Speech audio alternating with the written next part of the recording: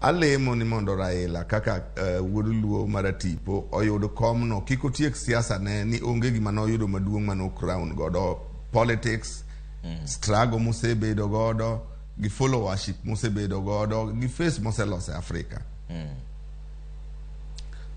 To lemona en mana yie, en mana belief, faith, to kane ka kwano donjo na ratego.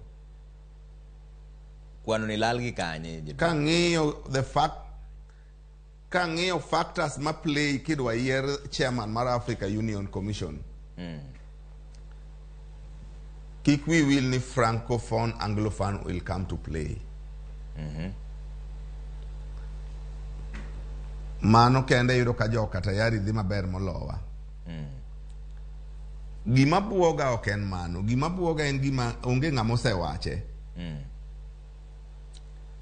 The Arab factor in African Union politics. Aparo ni be ungega ni Africa nigi several countries ma be produce oil. The Arab world produces oil. Girome gimoro miluongo no OPEC kacha. To OPEC no ema gi set godo nyaka prices mag oil maka. Mag the world. Then the Arab would want to control the African Union mondo kata pinje ma control oil ka. Ginyalo bedo godo in sync. Mano be kachaka nwango arneno kanyo raneno ka North Africa. Kachaka medo gigir the Islam Christian effect.